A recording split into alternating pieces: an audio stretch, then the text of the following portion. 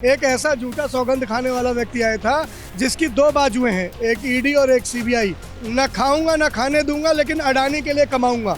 तिहाड़ वाली होने वाली है। इंडिया है तो मुमकिन है। 24 सामने है साहब। राहुल नायक बनकर सामने आ रहे हैं। राहुल ने भारत जोड़ो यात्रा करके दुनिया जोड़ ली अपने हाथ में। मोदी राज में 14 के बाद टूटा है भारत। जब मणिपुर में बेटियों करके घुमाया जाता है तो भारत टूटा है। भारत तब टूटा है जब मैं लाल किले से चढ़कर झूठ बोलता हूँ कि बहुत हुई महंगाई की मार। भारत तब भी टूटा है जब रुपया लुढ़क कर मोदी जी की उम्र को पार कर गया। भारत तब भी टूटा है जब बहनों की इज्जत और अस्मिता को लूटने वाला ब्रिजभूषण बीजेपी का आभूषण बना रहा। मोतियाबिंद ऐसी बीमारी थी जिसमें से आंखों में सिर्फ एक ही चेहरा दिखता है और जुबान को लकवा मार जाता है। जुबान एक ही बात बोलती है, किसान का काला कानून आएगा तो भी वाह मोदी जी। किसान का काला कानून हट जाएगा तो भी वाह मोदी जी। 2000 का नोट चल जाएगा तो भी वाह मोदी जी। 2000 का नोट हट जाएगा तब भी वाह मोदी जी। देश यहाँ टूटता है, देश यहाँ जुड़ता है जब राहुल गांधी उसी मणिपुर में जाते हैं, उनके जख्मों पर मरहम लगा कर आते हैं। नमस्कार, आप देख रहे हैं सौगंध टीवी और मैं हूं आपके साथ। बात की जाए अगर पक्ष की और विपक्ष की, सत्ता पक्ष की और विपक्ष की, जिस तरह से लगातार देखा जा रहा है सीबीआई की, ईडी की रेड पड़ रही है। संजय सिंह अभी जो हैं जेल गए हैं, उससे पहले सिसोदिया गए हैं, अमानतुल्लाह के घर में भी ईडी की रेड हुई है। तो आज हमारे साथ हैं संदीप जी, उन्हीं से जान लेते हैं, उनसे बातचीत कर लेते हैं। क्या कुछ पक्षपात चल रहा है सरकारों में? क्या लगता है बीजेपी कहीं ना कहीं पक्षपात कर रही है? क्या कर सौगंध टीवी पर मैं एक बात याद दिलाऊंगा कि सौगंध मुझे इस माटी की, मैं देश नहीं बिकने दूंगा।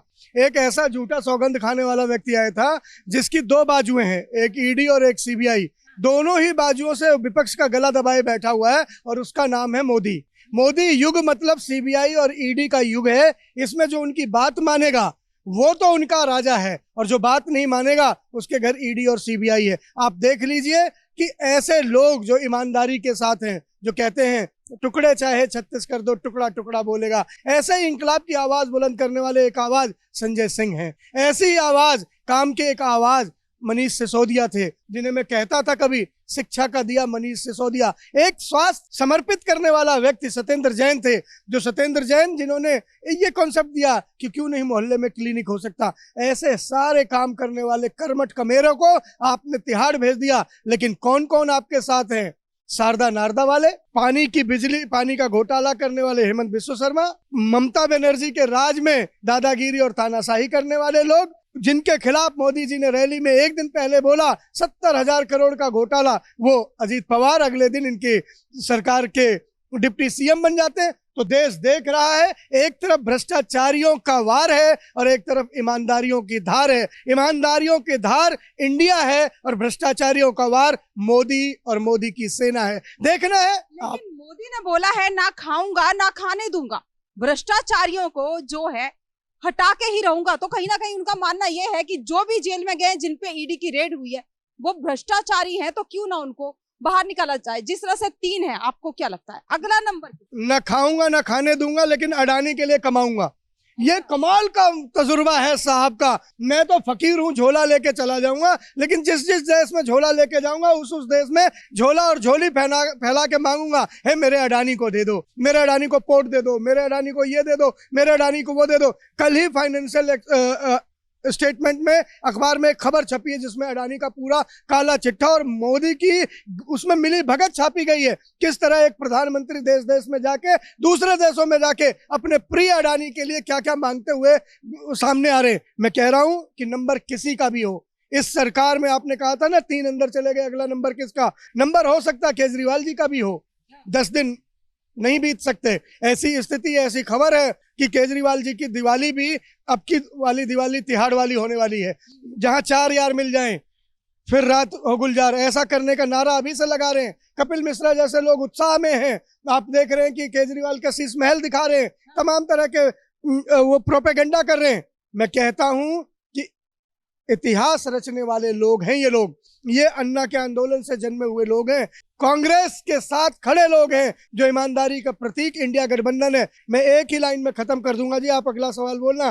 कि इंडिया है तो मुमकिन है। कल आपने देखा इंडिया जीता और 56 वाले को लात लगी है, देखा था आपने? 56 नंबर पहने बाबर मैदान में लात खाए चित बैठा था और इंडिया की जर्सी पहने रोहित शर्मा बल्ला उठा के जय जयकार कर रहा था। जब जब बात होगी इंडिया जीतेगा और 56 को ऐसे ही लात पड़ेगी। देखिए, आपने बात की शिक्षा की, शिक्षा का स्तर आप कह रहे हैं ऊंचा किया है, लेकिन अगर देखा जाए स्कूलों की बात की जाए, कई जगह आज भी ऐसी है जहां बाथरूम में पानी नहीं है, मिड डे मील खा के बच्चे बीमार हो जाते हैं, और साथ साथ में और देखा जाए पीने का स्वच्छ पानी नहीं है, कीड़े मकोड़े हैं स्कूलों में, भरपूर मात्रा में जिस तरह से टीचर चाहिए, टीचर उपलब्ध नहीं है जो बच्चों को पढ़ा सके। 4 आने की ताकत है दिल्ली के मुख्यमंत्री के पास और 75 पैसे की ताकत है राज्यपाल साहब, उपराज्यपाल साहब के पास। फाइलें गई हुई हैं, अब आप फाइलों पे हस्ताक्षर ही नहीं करेंगे तो क्या होगा।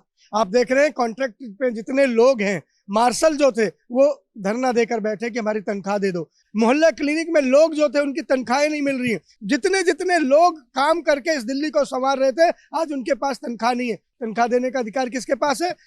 डिप्टी लेफ्टिनेंट गवर्नर साहब के पास। लेफ्टिनेंट गवर्नर साहब सांप की तरह कुंडली मारकर फाइलों पर बैठ गए। वो दिल्ली को क्या दिखाना चाह रहे हैं कि दिल्ली तहस नहस हो जाएगी, मनीष सिसोदिया जी की बनाए हुए स्कूल चरमरा कर गिर जाएंगे, सत्येंद्र जैन के बनाए हुए मोहल्ला क्लिनिक ढह जाएंगे, केजरीवाल की चलाई हुई ईमानदारी की नीति खत्म हो जाएगी। ऐसा नहीं होने वाला। ये दिल्ली है, दिल्ली देश का दिल है और दिल से केजरीवाल और उसकी टीम को उन्होंने स्वीकार किया। 70 में से 67 जिताए थे साहब। इतना इतिहास तो कभी कोई रच ही नहीं पाया कि इंडिया गठबंधन का धर्म के नाते मैंने केजरीवाल सरकार की बातों को आगे किया है, वरना जितना काम आज तक अभूतपूर्व मुख्यमंत्री शीला दीक्षित जी ने किया है वो दिल्ली कभी नहीं देख पाई। कॉमनवेल्थ के गेम्स आपने देखे, मेट्रो में भी घोटाला नजर आया, नहीं हुआ ना वो साफ। आरोप ही लगे थे, आरोप ही लगे थे, साबित नहीं हुए। जैसे कोल घोटाला साबित नहीं हुआ, हवा घोटाला साबित नहीं हुआ, वैसे कॉमनवेल्थ घोटाला भी साबित नहीं हुआ। इन घोटालों की जय जयकार करके मोदी ललकार बन के आए थे और आज खुद ही घोटालेबाज बनकर सामने खड़े हैं।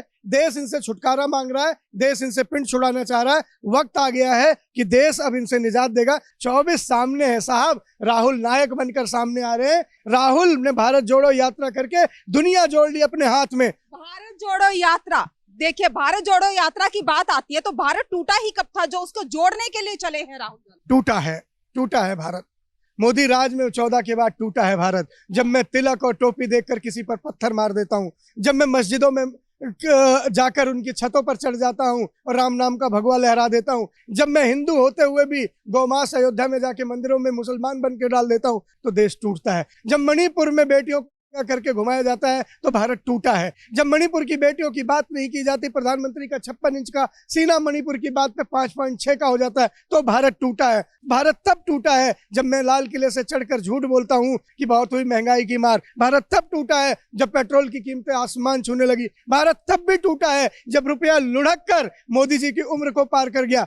भारत तब भी टूटा है जब नारियों की अस्मिता के साथ खिलवाड़ होता है। भारत तब भी टूटा है जब जंतर मंतर पर देश के लिए सोना जीतने वाली बेटियों की छाती पर बूट रख दिए गए। भारत तब भी टूटा है जब बहनों की इज्जत और अस्मिता को लूटने वाला ब्रिजभूषण बीजेपी का आभूषण बना रहा। भारत तब भी टूटा है जब बीजेपी का हाथ सेंगर के साथ मजबूती से रहा। भारत तब भी टूटा है जब अहंकारी और दमनकारी बढ़ते जा रहे हैं और नफरत के बाजार में मोहब्बत की दुकान राहुल गांधी मतलब भारत जुड़ रहा है। भारत जुड़ रहा। आपने बात की मणिपुर की, मणिपुर की बात करते करते शायद आप हिमाचल भूल गए, आप राजस्थान भूल गए। अभी अभी बंगाल में जो कांड हुआ है, जो एक दुष्कर्म एक महिला के साथ हुआ है, आप शायद वो भी भूल गए। मैं कुछ नहीं भूला हूं। जहां भी बेटियों के साथ अपराध होगा वहां सबको दुखी होना चाहिए, लेकिन एक राज्य प्रायोजित हिंसा होती है, जहां डबल इंजन की सरकार होती है और जहां डबल इंजन में दुर्योधन और दुशासन बने मुख्यमंत्री और प्रधानमंत्री बैठे रहते हैं और द्रौपदी बनाकर बेटियों को घुमाया जाता है और वहां का मुख्यमंत्री निर्लज्ज बेशर्म मुख्यमंत्री ये कहता है कि ऐसी एक दो वीडियो नहीं हजारों हैं। आप उसकी तुलना कहीं इक्का दुक्का केस से कर पाएंगी क्या?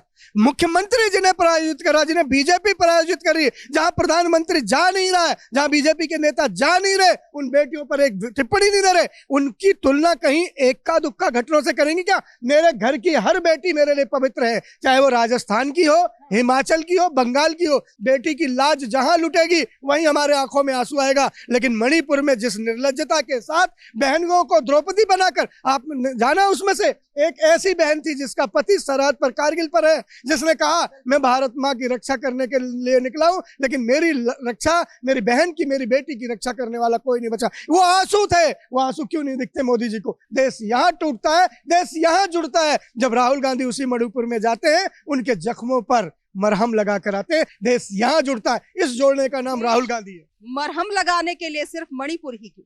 मरहम लगाने के लिए तो वहां पे भी जा सकते थे जहां पे कांग्रेस की सरकार है।